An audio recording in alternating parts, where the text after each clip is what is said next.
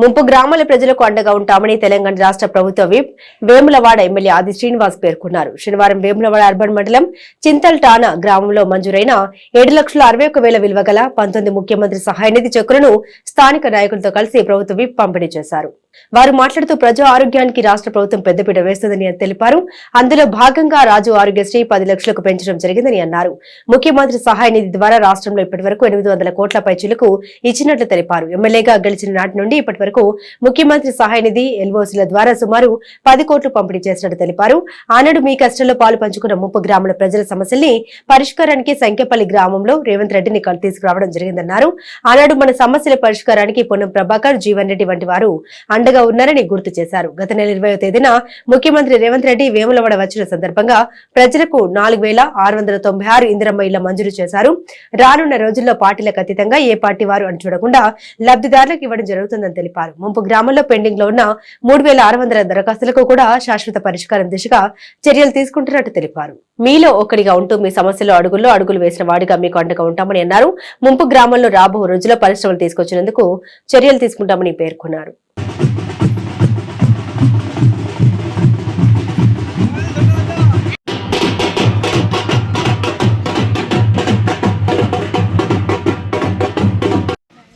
రంగురంగుల బిల్డింగ్ల వెనుక ఉన్న కన్నీటి గాథలు నాకు తెలుసు అంటూ రంగురంగుల బిల్డింగ్లే స్లాబ్లు వేసుకొని వట్టిగా బట్టలు కట్టుకొని ఆ బట్టల చాటుకు చలికి తట్టుకోలేని పరిస్థితుల్లో పడుకున్న సినన్న గారు చూసిరు.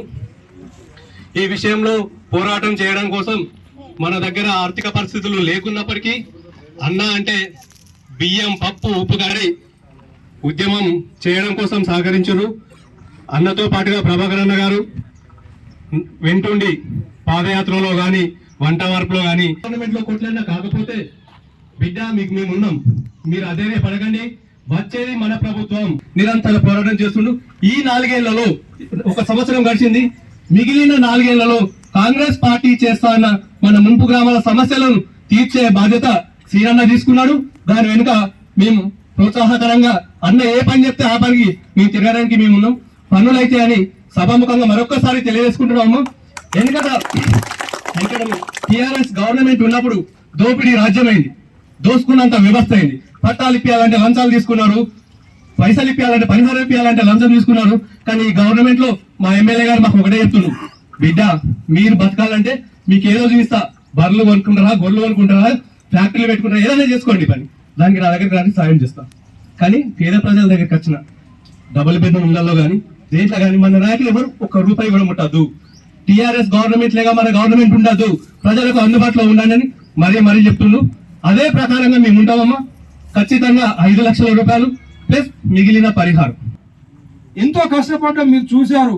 మాకు 5 లక్షలు ఇచ్చినాడే మేము బ్రతికినట్టు, మా సమస్యలు తీరినట్టు, మాకు ఉపాధి కల్పించినాడే మన సమస్యలు తీరినట్టు, మన ఇబ్బందులు పోయినట్టు.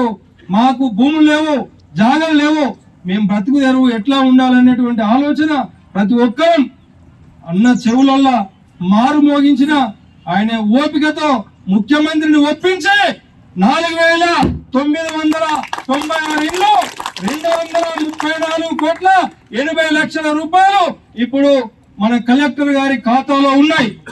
ప్రతి ఒక్కరికి మంచి జరగాలి.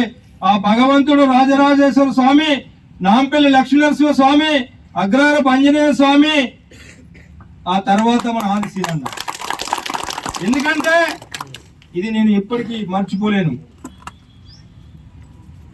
10 సార్లు పోలీసులు పట్టుకుపోయి ఇష్టం అనుసారంగా చేసినప్పటికీ మన సమస్యలు పరిష్కరించిన ఏకైక వ్యక్తి మన ఆది శ్రీరన్న.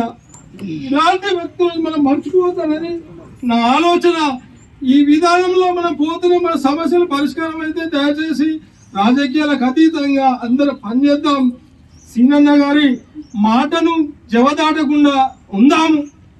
ఈ 5 లక్షల రూపాయలు ఏదైతే ఉందో అందరినీ పంచుకునే విధంగా, అందరికి మంచి జరిగే విధంగా మనకు దేవుడిలాగా ఉంటాడు. అవకాశం ఇచ్చిన మీ అందరికీ ధన్యవాదాలు. గల్ఫ్లో ఇక్కడ మరణిస్తే అందుకు రాజశేఖర్ 1 లక్ష రూపాయలు ఇచ్చేవాడు. 10 ఏళ్ళు తెలంగాణలో నయా పైసా అయిపోతే మనం వచ్చిన తర్వాత ఇంచుమించు వాళ్ళ హయాంలో 2,000 పైచీలు పార్థివ దేహాలు శివపెంకుల రూపంలో వచ్చినాయి ఇండియాకు. మనం వచ్చిన తర్వాత రేవంత్ రెడ్డి గారికి ఈ అంశం చెప్పి మనం మాట ఇచ్చామంటే 5 లక్షల రూపాయలు, బహుశా దేశంలో ఏ రాష్ట్రం కూడా ఇస్తలేదు గల్ఫ్లో మరణించిన వారికి 5 లక్షల రూపాయలు మనం ఇస్తున్నాం. ఈ మధ్యలో 163 మందికి మనం రాజనాలయం కలిసినప్పుడు మన జిల్లాలో కూడా 17 మందికి ఇచ్చుకున్నాం.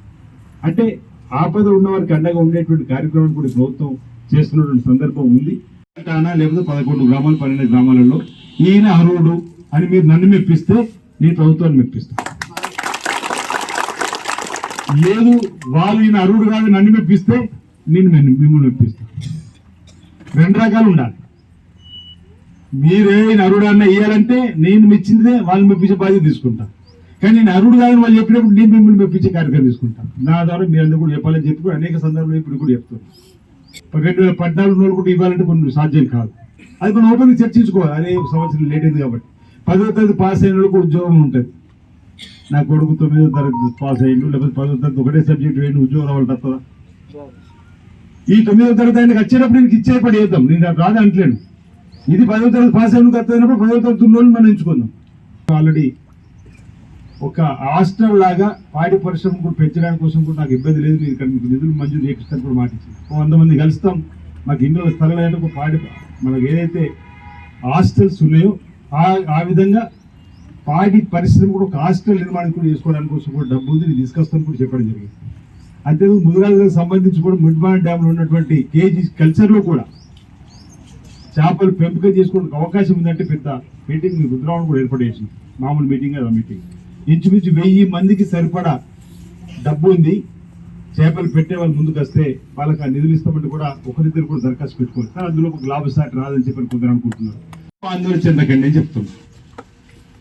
ఎవరు ఆందోళన చెందకండి, అందరికీ ఇచ్చి ఏర్పడేస్తాం. ఒక ముందు ఒకటి వెనుక కార్యక్రమం తప్పనిసరిగా అమలు అవుతుంది. అందులో ఏమాత్రం ఇబ్బంది లేదని వంటి సందర్భం తెలియస్తూ మరి ఈ రోజు మొదటిసారి అంటే మాకు ఇందిరం ఇచ్చిన తర్వాత మొదటిసారి కాబట్టి అని చెప్పి ఘనంగా స్వాగతం పలికిన గ్రామ పెద్దలందరికీ, మండల అర్బన్ మండలానికి సంబంధించినటువంటి నాయకత్వానికి పేరున నా హృదయపూర్వకమైనటువంటి ధన్యవాదాలు తెలియజేస్తున్నాను. అందరికీ నమస్కారం.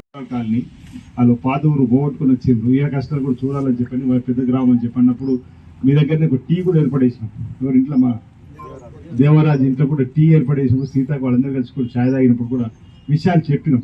నేను ఒకటే మీ అందరికీ చెప్పదలుచుకున్నా, మనం కష్టాలు ఉన్నాం. ఇంకా మనకు నేను